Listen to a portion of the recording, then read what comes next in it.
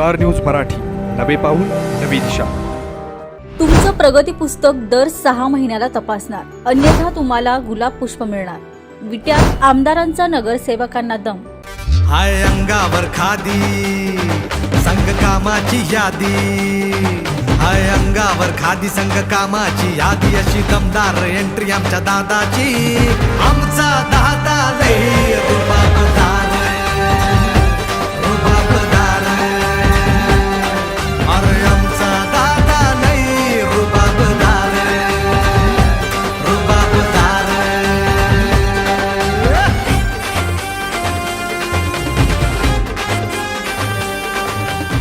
खानापूर आटपाडी मतदारसंघाचे लोकप्रिय आमदार माननीय सुहास भैया बाबर यांचे बंधू, आमचे मार्गदर्शक, विटा शहराचे किंगमेकर नेते माननीय अमोलदादा बाबर यांची विटा नगरपालिकेच्या उपनगराध्यक्षपदी निवड झाल्याबद्दल हार्दिक हार्दिक अभिनंदन. शुभेच्छुक माननीय ॲडव्होकेट जमीर भैया मुजावर विटा, doctor APJ Abdul Kalam social welfare विटा व समस्त मुजावर कॉलनी मित्र परिवार प्रभाग क्रमांक 1. दादाची राहणी हायलाई साधी, पण शेठजीच्या कोटाला हाय ती भारी. तुम्हाला सोने खरेदी करायचंय तर मग चला विट्याच्या ओम ज्वेलर्समध्ये. विट्यातील प्रथमच सोन्याचे 100% BIS 916 hallmark jewellery showroom, HUID प्रमाणित सर्व दागिने, सोने तारण कर्ज योजनाही सुरू. तर मग एक वेळ अवश्य भेट द्या. आमचा पत्ता ओम ज्वेलर्स, सराफपेठ, बँक ऑफ महाराष्ट्रासमोर विटा. संपर्क श्री भगवान ढमाले गार्डीकर, डॉक्टर विशाल शिंदे मोराळे. खानापूर आटपाडी मतदारसंघाचे सन्माननीय आमदार आणि विटा नगरपालिकेचे वस्ताद सन्माननीय सुहास भैया बाबर आपल्याशी बोलतायत. जोरदार टाळी.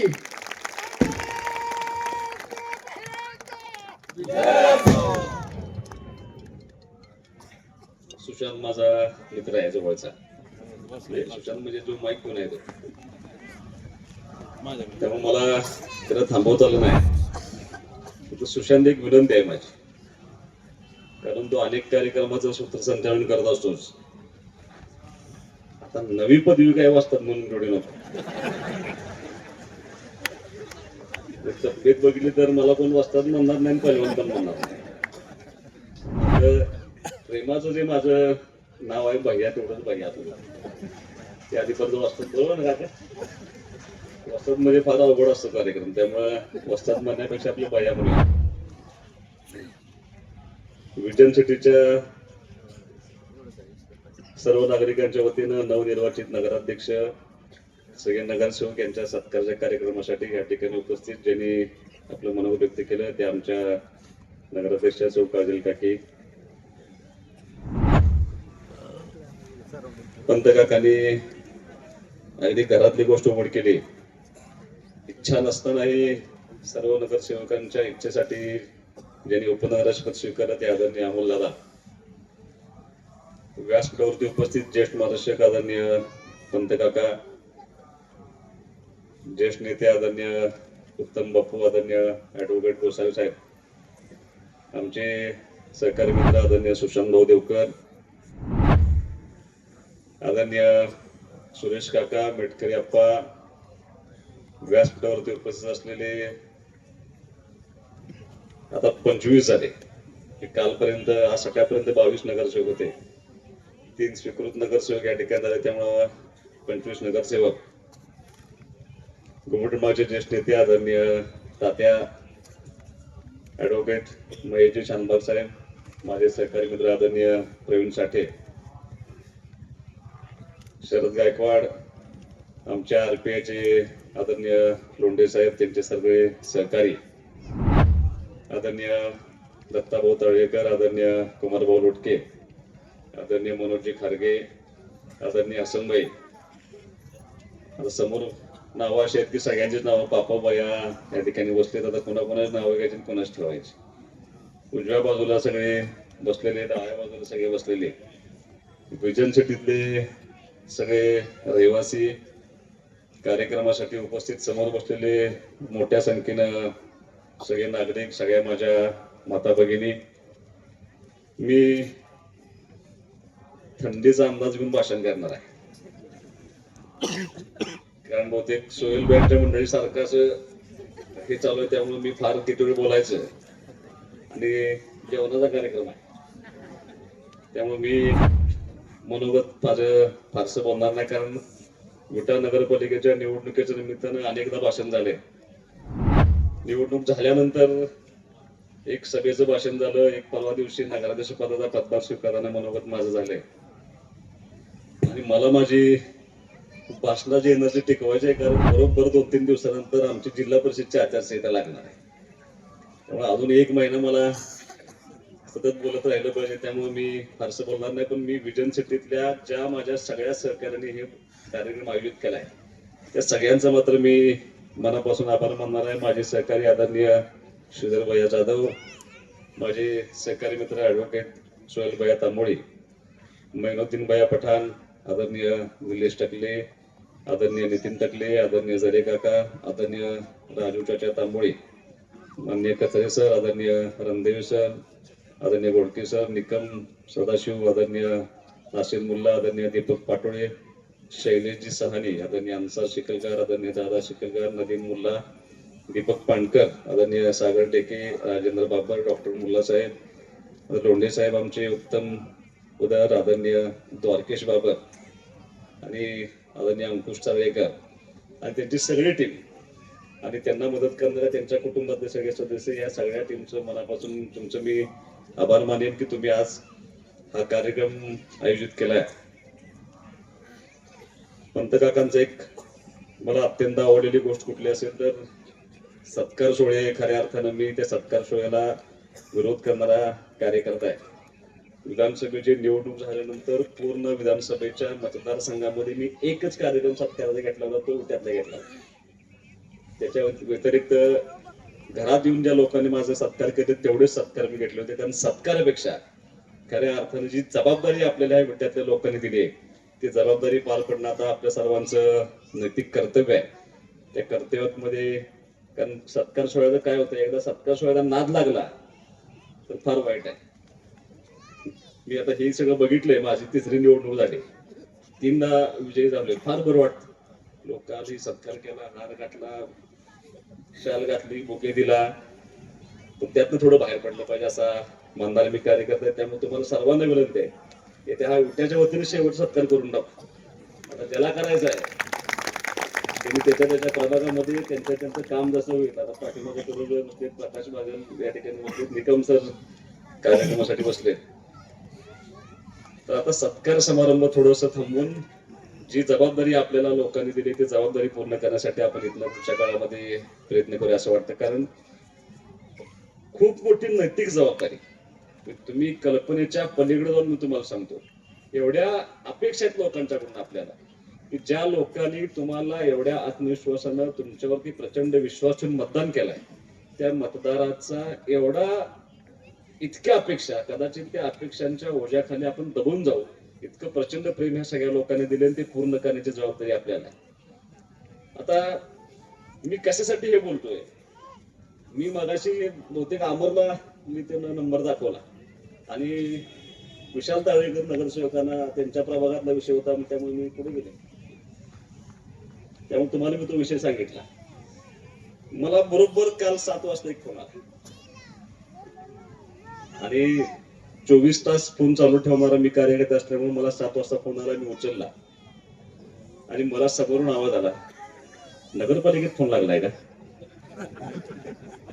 मी म्हणलं आमदार सुहास बाबर बोलतोय.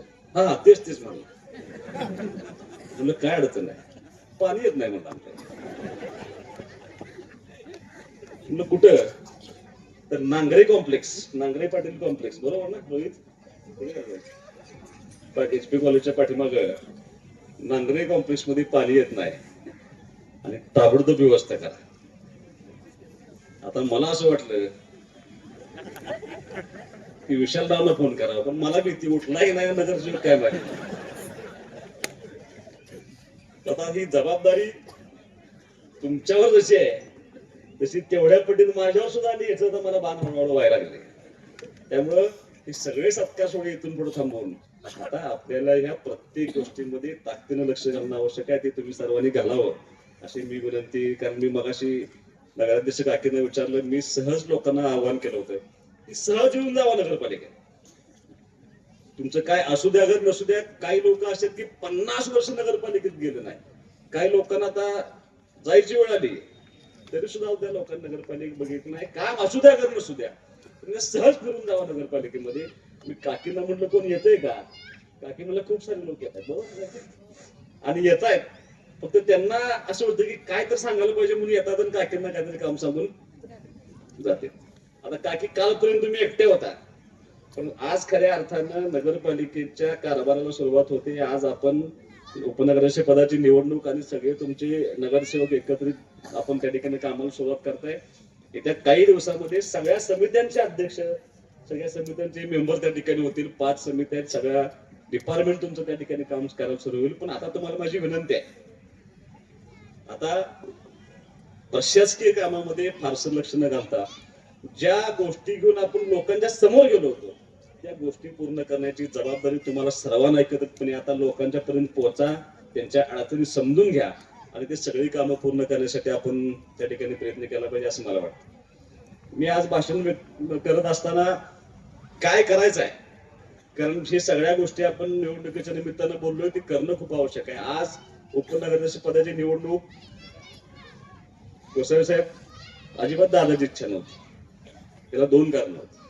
एक, तो बोलून गेला होता की मी कुठल्याही पदावरती जाणार नाही, आणि आमची अशी इच्छा होती की तुमच्यातलाच कोणतरी व्हावा. आणि त्या दोन्ही कारणासाठी त्याचं काल आम्ही सगळे नगरसेवक मला भेटायला आले, त्याची मानसिकता नाही, त्याला तयार करणं अवघड आहे. आणि मी त्याला विचारलं काय करत, तेव्हा मला स्पष्ट नाही म्हणून सांगितलं. काल आज सकाळी परत सगळे नगरसेवक आले आणि नगरसेवकांची भूमिका अशी होती की आम्ही कोण अर्जच भरणार नाही म्हटले. मग आमच्या पंचायत समिती, जिल्हा परिषद मध्ये किंवा ग्रामपंचायत मध्ये मिटिंग पुढे ढकलायची प्रोसिजर आहे. म्हटलं ह्यांची विचारावी, ह्यांची निवड मिटिंग पुढे ढकल देते का? मी सीओना फोन केला पंत काका, त्यांनी मला सांगितलं तर मिटिंग पुढे ढकलली तर 5 वर्ष उपनगराध्यक्ष करता येत नाही परत. बरोबर आम्ही त्या ठिकाणी अडकून पडलो होतो. आणि परत विटातली माणसं हुशार पण आहेत. मी नगरसेवकांचा अंदाज होतो, म्हटलं माणसं सगळी पदं घ्यायला धडपडते, उपनगराध्यक्ष पद घ्यायला कोणच तयार होऊन जायचं. आमचा दादा पण होईना, नगरसेवक पण होत नाही. मग मला त्याचा अंदाज आला आणि त्या नगरसेवकांनी मला त्याची जाणीव करून दिली. 40 वर्षाची जी घाण आहे ना म्हटली, ती आधी स्वच्छ करून द्या आम्हाला, आणि मग आम्ही तिथं उपनगराध्यक्ष पद स्वीकारतो. कारण इतकं सहज नाही नगरपालिकेचा कारभार. मी तुम्हाला मुद्दाम सांगतो, क्षणाक्षणाचं तुम्हाला त्या ठिकाणी बघावं लागतं. इतकं प्रचंड काम नगरपालिकेमध्ये करणाऱ्या माणसांसाठी. त्यामुळं प्रत्येक गोष्टीची बारीकी त्या ठिकाणी तुम्हाला माहिती असणं आवश्यक आहे.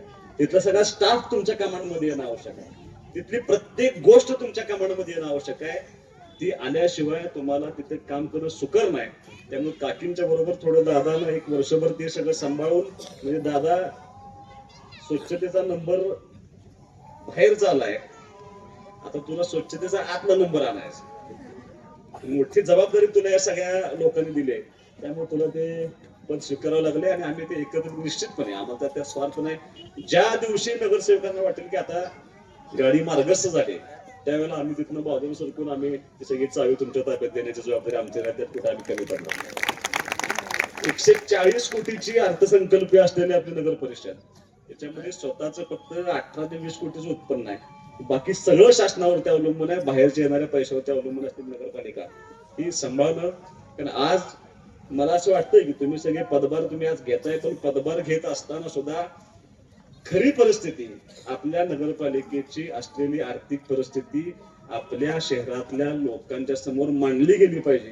की ह्या 5-6 दिवसामध्ये तुम्ही सर्वांनी त्याची माहिती घ्यावी आणि ती माहिती लोकांच्या पुढे मांडली पाहिजे. कारण ज्या वेळेला 1 वर्षानंतर आपण लोकांच्या समोर जाऊ, त्यावेळेला लोकांना माहित असणं आवश्यक आहे की ह्या परिस्थितीमध्ये नगरपालिका होती आणि 1 वर्षानंतर यांच्या कार्यकाळामध्ये ही नगरपालिका या स्टेजला गेली.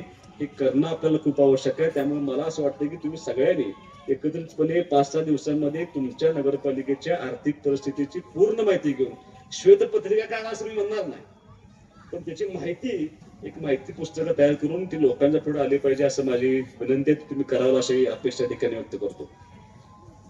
मी निवडणुकीच्या निमित्तानं परवा त्याच्या भाषणामध्ये माझं सांगितलं होतं की मी अधिकाऱ्यांच्याकडून मतदान झाल्यानंतर एकाच गोष्टीची माहिती घेत होतो.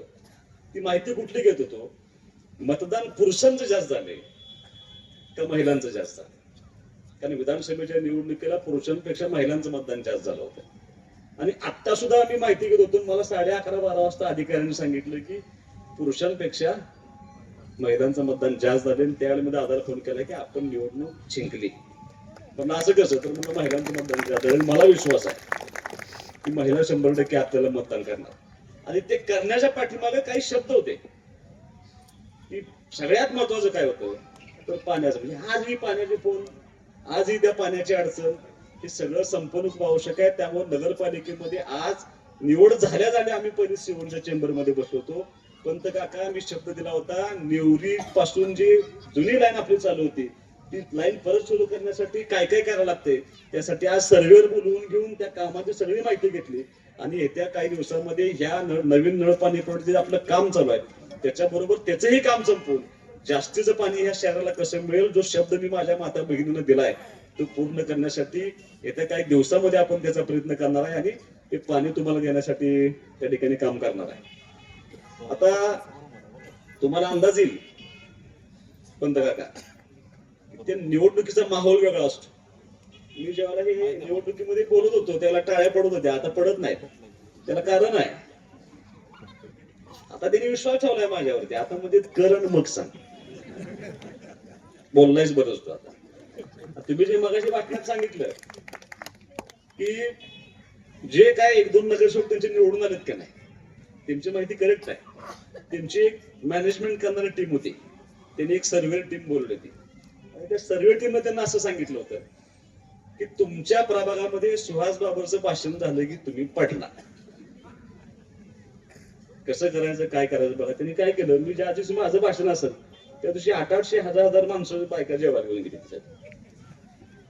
त्यामुळे थोडं आपलं तिथं मिसमॅनेजमेंट झालं. पण त्याचा अर्थ असा आहे की लोकांनी प्रचंड विश्वास आपल्या प्रत्येक बोलण्यावरती प्रत्येक शब्दावरती ठेवला असं मानणारा मी कार्यकर्ता. आणि हे जर शब्द पूर्ण झाले नाहीत, तुम्ही झाला आता नगरसेवक, मला राजकीय करिअर करायचंय, मला अजून आमदार व्हायचंय, समजून घ्या. मी समाधान मानणारा कार्यकर्ता नाही एका आमदारकीवरती. आणि लोकांच्या समोर जात असताना आपण ज्यांना आवाहन केलं होतं की तुम्ही आम्हाला मतदान करा, ते आवाहन करत असताना आपण आमच्या माता भगिनींना मतदान केलं होतं आणि दुसरं केलं होतं तरुण मुलांना. तुम्ही सांगा तो जेनझींना. आता ते दिवस गेले की आता निष्ठेनं एका पार्टीवर राहायचं ताकदीला नाही. आम्ही यांचे निष्ठावान कार्यकर्ते आहेत. ते आता ती पिढी हळूहळू कमी होत चालली. आता माता भगिनी असा विषय की त्यांच्यावर कोण दबाव टाकू शकत नाही. पूर्वीचा दिवस असे होते की कुटुंबातल्या प्रमुख व्यक्ती निर्णय घ्यायचा, अमुक माणसाला मतदान करा. तर बायको ऐकत नाही, ते म्हणजे तुम्ही सांगू नका, मला माहिती आहे कोणाला मतदान करायचंय. आणि तरुण मुलांचं असं झालंय, काम दाखव. तू बोलला होता ना मागच्या वेळेला हे करणार आहे, काम केलेलं दाखव आणि तरच मतं मागावे. किंवा मी लोकांना असं सांगितलंय की झालेल्या कामामध्ये जर मी करू शकलो नाही तुम्हाला दिलेले शब्द तर तुमच्या दारात मी मतं मागायला येणार नाही. त्या शब्दाची आठवण तुम्हाला रोज झाली पाहिजे.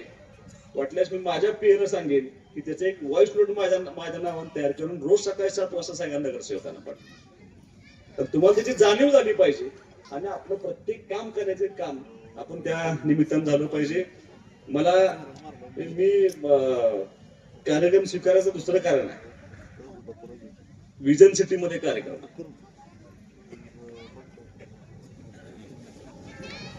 मग मी आल्याने विचारलं विजन सिटीच अडचण काय, काय अडचण असेल विजन सिटी.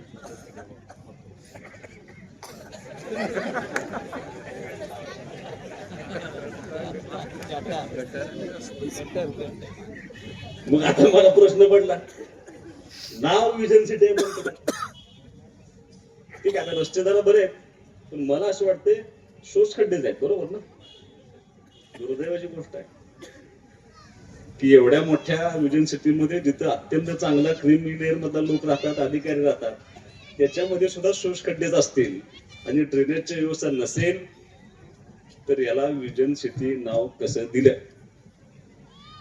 हरकत नाही, पण आता मात्र तुम्हाला जे अपेक्षित काम आहे ते काम करून देण्याची जबाबदारी, कारण मी विजन घेऊन ह्या नगरपालिकेच्या निवडणुकीत आलो होतो. हे निवडणुकीतलं सगळं विजन या शहरासाठी, ह्या तुमच्या सिटीसाठी अत्यंत ताकदीने पूर्ण करणार. कारण मी सगळं फिरलोय प्रचाराच्या निमित्तानं. तुम्ही आता विजन सिटी बघताय, तुम्हाला आता हा रस्ता पहिला आठवतोय का? बघा, तुमच्या सगळ्या 2 जागी खराब झाले. आता तो रस्ता तुमचा एकदम व्यवस्थित झाला. तुम्ही आता उपनगरात फिरून या, माझी तुम्हाला विनंती आहे. जे आपले उपनगर आहेत का नाही, आता फिरून या. सहज काय त्या उपनगरांची अवस्था आहे, म्हणजे एखाद्या ग्रामीण भागामध्ये गेल्यासारख्या ज्या भावना होतात त्या भावना दुर्दैवानं आपल्या शहरातल्या उपनगरामध्ये गेल्यानंतर आजही होतात. ती जबाबदारी आपल्याला त्या ठिकाणी पूर्ण करायचं आहे. पिण्याचं महत्व तर म्हणजे त्याच्याशिवाय दुसरा ऑप्शनच नाही. म्हणजे माझं पूर्ण लक्ष या शहराला पिण्याचं पाणी अत्यंत ताकदीने देण्यासाठी काम करण्याची माझी जबाबदारी आहे. मी माझा एक आवडीचा विषय आहे पंतका, क्रीडा आणि सांस्कृतिक भागाचा. मी आजही भाषणामध्ये, काल सुद्धा भाषणामध्ये एका ठिकाणी सांगितलं की खो खोची टीम विटायची म्हटली तर समोर उभा राहत नव्हतं कोण. आता पापा मुला या ठिकाणी बसले, स्वरूपबाई या ठिकाणी उपस्थित आहे. विट्याची खो खोची टीम आली की सांगली जिल्ह्यामध्ये प्रचंड दहशत निर्माण व्हायची. आज काय परिस्थिती आहे? आज कुठेही ग्राउंड विट्याला नाही, एकही सांस्कृतिक कार्यक्रम आपला होत नाही. तुम्हाला अजेंड्यामध्ये आपण स्पष्टपणे म्हटलं होतं की क्रीडांगण त्या ठिकाणी सुस्थितीत होईल, चांगल्या पद्धतीने त्या ठिकाणी काम होईल. आणि सगळ्यात महत्वाचं, मी लोकांना शब्द दिलाय, इथून पुढे नगरपालिकेच्या माध्यमातून जोपर्यंत आपण सत्तेत आहे तोपर्यंत दरवर्षी या शहराला सांस्कृतिक कार्यक्रम केला जाईल. दरवर्षी नगरपालिकेच्या माध्यमातून 3-4 दिवसाचा सांस्कृतिक कार्यक्रम असेल, ज्याच्यामध्ये सगळ्या थरातल्या, सगळ्या वयोगटातल्या लोकांना त्याच्यामध्ये आपल्या कलागुण दाखवण्याचा प्रयत्न केला. आमचा एक असा चालू आहे प्रयत्न. रणजित पाटलांना माझी विनंती आहे, रणजित पाटलांचं नाव घेताना आता त्यांना नगरसेवक म्हणता येत नाही, कारण त्यांच्या पत्नी नगरसेवक झाले. त्यामुळे रणजित भाईंना आमच्या यात्रा कमिटीचे अध्यक्ष म्हणतो. तर आम्ही तुम्हाला विनंती करणार आहे की या यात्रेच्या वेळेला फोक आख्यांचा कार्यक्रम तुम्ही घ्यावा, अशी आमची विटेकरांच्या वतीने तुम्हाला विनंती आहे. त्याला कारण असं आहे की ती जी सांस्कृतिक कला आपली लोप पावली, ती लोप पावलेली कला आपल्या विट्याचं सांस्कृतिक भाग सुधारला पाहिजे, या दृष्टीने काम करण्याचा आपण प्रयत्न केला पाहिजे. महिलांसाठी काही शब्द आपण दिले होते, त्यांच्यासाठी त्या उपनगरातल्या अनेक महिलांशी आशा व्यक्त केली होती किंवा तुम्ही आम्हाला उद्योगधंद्यांसाठी त्या ठिकाणी मदत केली पाहिजे. त्यांना कसं मुख्य प्रवाहामध्ये आणता येईल त्यासाठी आपल्या सर्वांना एकत्रितपणे प्रयत्न केला पाहिजे. माझी तुम्हाला विनंती आहे, तुम्ही सगळे एकत्रित बसून, मी एक कार्यक्रम घेतला होता, तो कार्यक्रम अराजकीय होता. त्या कार्यक्रमामध्ये ह्या शहरातल्या सगळ्या घटकामध्ये, सगळ्या विभागामध्ये काम करणाऱ्या सगळ्या लोकांना एकत्रित करून हे शहर कसं असावं याचं एक विजन मांडण्यासाठी मी एक कार्यक्रम घेतला होता. इतका सुंदर झाला होता, इतक्या चांगल्या कल्पना लोकांनी मांडल्या होत्या. त्या कल्पनांचं एक प्रेझेंटेशन, एक ब्ल्यूप्रिंट, एक कृती आराखडा मी तुमच्या स्वाधीन करणार आहे. तुम्हाला सुद्धा काय अपेक्षित आहे की तुम्ही द्यावा अशी मी तुम्हाला विनंती करणार आहे. आणि त्या ब्ल्यूप्रिंट वरती इथून पुढच्या 5 वर्षाच्या कार्यकाळामध्ये आपल्याला एकत्रितपणे काम करावं लागेल. या शहराचा सामाजिक सलोखा अत्यंत चांगल्या पद्धतीने सगळ्या समाजाची लोक एकत्रित राहिली पाहिजेत, यासाठी आपल्याला सर्वांना प्रयत्न केला पाहिजे. नगरसेवकांनी तुमच्या कामाचं भान, तुमचं काम करत असताना भान राखलं पाहिजे. तुम्हाला पहिलं असं बोलून सांगतोय, कारण तुमचा सहकारी म्हणून, तुमचा त्या भागाचा लोकप्रतिनिधी या नात्यानं लोकांनी माझ्यावरती जसा तुमच्यावरती विश्वास ठेवलाय तसा माझ्यावरती सुद्धा प्रचंड विश्वास ठेवलाय. त्यामुळं तो अधिकार मी माझ्याकडे राखून ठेवलाय. तुमचं प्रगती पुस्तक दर 6 महिन्याला मी तपासणार. तुमच्या मीटिंगची उपस्थिती, तुम्ही प्रभागामध्ये किती लोकांच्या संपर्कात आहे, तुम्ही प्रभागातल्या माणसांचे फोन उचलता का? सगळ्यात बदनामीचं कारण जगात काय असेल तर फोन आहे, लक्षात घ्या. 350 फोन 400 फोन मला दिवसात येतात. मी सगळे फोन, आता माझं भाषण चालू असताना मला मागे मिस कॉल पडले. मी गाडीत बसलो की सगळ्यांना फोन करतो.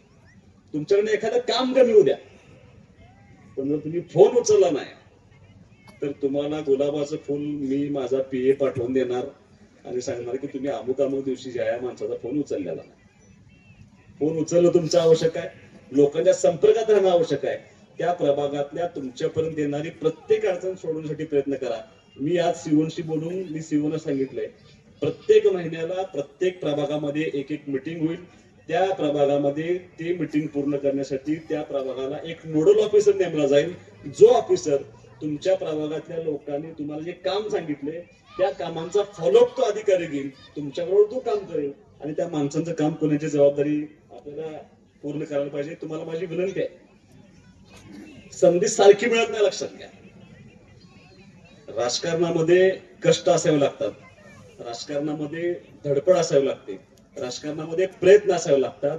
पण राजकारणामध्ये सगळ्यात जमेची बाजू कुठली असते तर राजकारणामध्ये नशीब पण असावं लागतं. आणि कदाचित ते नशीब आज माझ्या बरोबर तुमच्या सगळ्यांचं होऊ शकतं. पण 55 वर्षाची सत्ता, मी तुम्हाला मुद्दाम सांगतो, मी आज बाहेर फिरतोय, तुम्ही विटा नगरपालिकेची सत्ता मिळाली त्याच्यामुळे पक्षाला असं वाटतं की हे काय पण करू शकतो. पाठवा ह्याला सांगलीला, पाठवा ह्याला कोल्हापूरला मागं आहेत माझ्या. आता तसं नाही. त्या माझ्या मी काही मर्यादा मी आखून ठेवले, पण जी संधी आपल्याला मिळाली ना ती संधी सारखी सारखी मिळत नसते, लक्षात घ्या. 55 वर्षाची सत्ता उलटून टाकताना लोकांना आश्चर्य वाटतं. मी आता सुद्धा आमनेरला गेलो होतो, एका ठिकाणी दुर्घटना घटना घडली, भेटायला गेलो होतो. तिथं सुद्धा तीच चर्चा चालू होती की जिल्ह्यामध्ये सगळ्या नगरपालिकेचा निकाल लागलाय, चर्चा फक्त एकाच नगरपालिकेची, विटा नगरपालिकेची. पण कुणालाही पटत नव्हतं. 55 वर्षाची सत्ता ही उलटून लावण्यामध्ये म्हणजे त्यांना मी सांगितलं त्यात माझं काय क्रेडिट नाही म्हटलं, आमच्या नगरसेवकाचं पण काही क्रेडिट नाही म्हटलं, मग त्यांचंच आहे म्हटलं. ते कसे काय म्हटलं, 2004 साली अनिल भाऊ बराटे 10-12 हजार मतांना मायनस होते म्हणतात, 2009 साली 8,000 मतांना मायनस होते, 14 साली 2,000 मतांना आम्ही मायनस होतो, 2 नगरपालिकेच्या निवडणुका आम्ही पराभूत झालो. 19ला परत 5,500 मतांना मायनस गेलो आणि 2024ला 4,500 मतांना मी प्लस गेलो. हे करण्यामध्ये आमच्या कार्यकर्त्यांचे कष्ट आहेत, त्याच्यामुळे त्यांची वागणूक पण आहे. तिकडं एक केंद्राच्या सरकारमध्ये पप्पू आहे, त्यामुळं मी आपलं बाहेर सांगून आलो.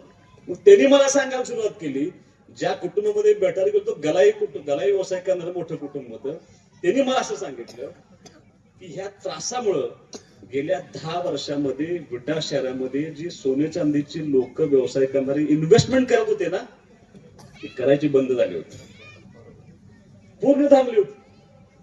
का तर मी पहिल्यापासून सांगतोय की जी लोक ह्या शहरामध्ये नोकरी करतात, जी लोक ह्या शहरामध्ये व्यवसाय करतात, राज्यकर्त्याच पहिली जबाबदारी असते की आपल्या भागात काम करणाऱ्या माणसाचं, आपल्या भागामध्ये व्यवसाय करणाऱ्या माणसाचं रक्षण करणं ही नैतिक जबाबदारी पहिल्यांदा राज्यकर्त्याची असते. इथं बरोबर उलट होत. इथं काम करणाऱ्या माणसाला, व्यवसाय करणाऱ्या माणसाला त्रास कसा होईल हे बघितल्यामुळं दुर्दैवानं तुम्हाला पटणार नाही, पण आज कडेगाव, पलूस ही छोटी गाव होती, आज आपल्याला कॉम्पिटिशन करतायत ती गाव आणि इथली लोक तिथं जाऊन व्यवसाय करतात. का तर इथं त्रास होता आणि त्या त्रासातून मुक्त होण्यासाठी लोकांनी आपल्याला संधी दिली. त्यामुळे माझी तुम्हाला विनंती आहे, तुम्हाला पटणार नाही पण तुमचा जेव्हा इथं निकाल लागला होता ना त्यावेळेला भारतभर मध्ये जिथं जिथं आपल्या मराठी असोसिएशन आहेत, सोने चांदीवाल्यांच्या असोसिएशन आहेत, त्या प्रत्येक असोसिएशनच्या बाहेर फटाक्याची माळ लागली, त्या प्रत्येक असोसिएशनच्या बाहेर पेढे वाटले दुकानदारांनी आपल्या. त्या त्यांना ह्या शहरामध्ये यायचं आहे, ह्या शहराचा लौकिक वाढवायचा आहे, ह्या शहरामध्ये इन्व्हेस्टमेंट करायचे. तुम्हाला पटणार नाही, सांगलीमधनं काही लोकांचा फोन आमच्या महेश शानबाग साहेबांना आला होता, इन्व्हेस्टमेंट करायचे, विट्यामध्ये स्कोप आहे का? त्याने म्हणले इतक्या वर्षानंतर आता जरा बदलले ना म्हणून. आता ओरबाडणारं कोण नाही, ओढून घेणारं कोण नाही, देणारी माणसं त्या ठिकाणी नगरपालिकेत बसलेत.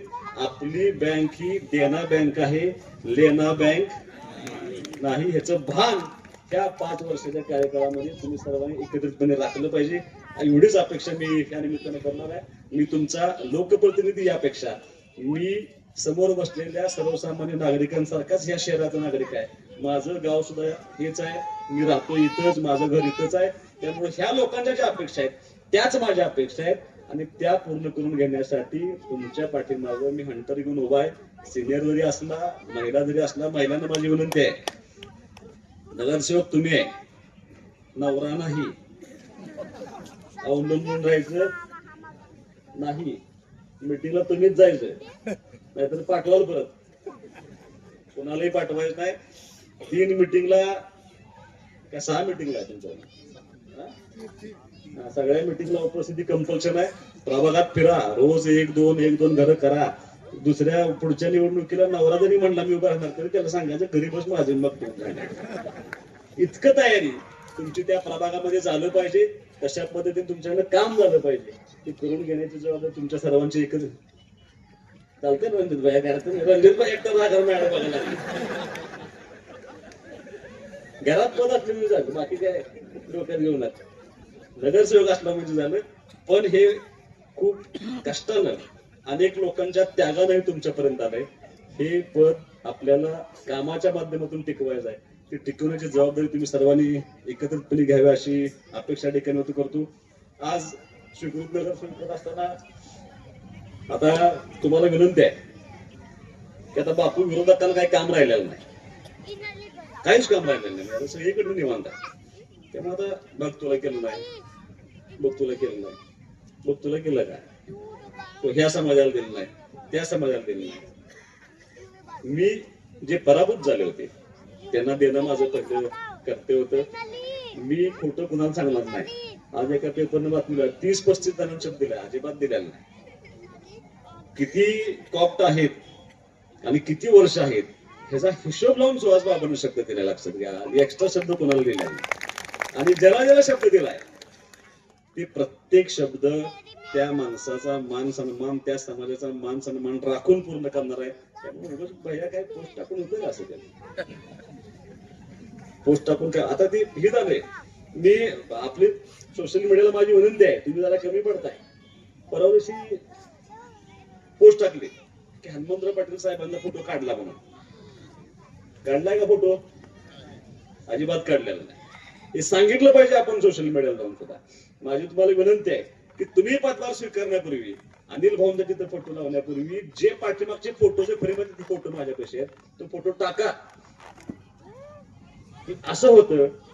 आणि याच्यानंतर असं केलंय, हनुमंतराव पाटील साहेबांचा फोटो एकतर मॉर्फ केलाय त्याने, नसेल तर तुमच्याच काळात तुम्ही काढलाय हे जबाबदारीने मी सांगतो, लक्षात घ्या. मग तुम्ही काढला असेल तो फोटो, कारण हनुमंतराव पाटील साहेबांच्या पुतळ्याला लाइटिंग करा हा सुद्धा आदेश शिवना माझा होता. ज्यावेळेला नगराध्यक्ष पदाचे उमेदवार पदभार स्वीकारणार होत्या, लाइटिंग करायला निर्णय झाला. मी सांगितलं सगळ्या पुतळ्यांना करा. त्यांचा मला फोन आला ठिकाण्यांचा, सगळीकडे करू का? म्हणजे सगळीकडे करा. सगळीकडे का? तुम्हाला म्हणलं नाव घेऊन सांगू का? सगळीकडे करा. त्याला मी सांगितलं सुद्धा, सगळ्यात जास्त कोण कंटाळले होते तेच कंटाळले होते. त्यांनी सक्षमपणे सांभाळली होती. त्यांना हे अभिप्रेत नव्हतं की पुढची पिढी इथपर्यंत येईल. त्यामुळे त्यांना पण लाइटिंग करा, कदाचित त्यांना पण आनंद आला असेल त्यांचे. त्यामुळं मी त्या कुचक्या भावनेचा, कुत्सित भावनेचा अजिबात, उलट कोण कुचक्या भावनेचा हे तुम्हाला गंमत सांगतो. जरा माहिती घ्यायला लागलोय. बाळासाहेब काका आमचे हे नगरसेवक असताना त्यांच्या काळामध्ये एका ह्याचं उद्घाटन झालं होतं आणि त्या प्लेटवरती बाळासाहेब काकाचं नाव होतं. त्यांनी काय केलं माहिती आहे का? त्यांचं ह्या नव्या पिढीच्या राजकर्त्यांनी ते बाळासाहेब काकाचं नाव दिसून नये म्हणून ते खोडून काढून त्याला डिझाईन तयार केल्या. राजकारणामध्ये गृहीत धरून कधी जायचं नसतं. त्यामुळं आज तुम्ही त्यांच्या ह्याच्यावर डिझाईन केल्या, उद्या जर आमच्या माणसाने तुमच्यावर डिझाईन केली तर वाईट वाटून पण नाही. तुम्ही सांगितलंय माझे पैसे गेले चालतील, पण ती पाठी परत तयार करा. आणि बाळासाहेब काकांचं नाव तिथे लागलं पाहिजे म्हणून मी परवा दिवशी सांगून टाकलं की असलं करायचं. त्यामुळं असं एवढ्या लहान छोट्या भूमिकेत न जाणारा कार्यकर्ता मी, फार मोठं विजन ठेवून जाणारा कार्यकर्ता आहे. विजन सिटीत कार्यक्रम आहे आज. त्यामुळं असल्या भावना किंवा असला अपप्रचार करण्यापेक्षा मला असं वाटतं की चूक असेल तिथं तुम्ही आमची विरोधक म्हणून चूक अवश्य दाखवून द्या. पण जर आम्ही चांगलं काम करत असतील आमचे सगळे नगरसेवक तर त्यांच्या पाठीमागं तुम्हाला तिथे उभं राहावं लागेल. ती उभं राहण्याची भूमिका घ्यावी अशी अपेक्षा मी या ठिकाणी व्यक्त करतो. फारसा बराच वेळ झाला. जेवणाचा कार्यक्रम आहे ना? सत्काराचा निवांत करा. आता काय अडचण नाही, आता ती त्यांच्या पद्धतीने चालेल. सत्काराचा कार्यक्रम आता होईल. तुमच्या सर्वांचं मनापासून या ठिकाणी आभार मानतो. विजन सिटीला अपेक्षित असलेलं काम दोन्ही पूर्ण करून देतो आणि काय आवश्यकता असेल तर ते पूर्ण करून देण्याची जबाबदारी आम्ही पूर्ण करतो. धन्यवाद. जय हिंद, जय महाराष्ट्र. आपल्या परिसरातील लेटेस्ट बातम्या पाहण्यासाठी स्टार न्यूज मराठी यूट्यूब चॅनलला आत्ताच सबस्क्राईब करा.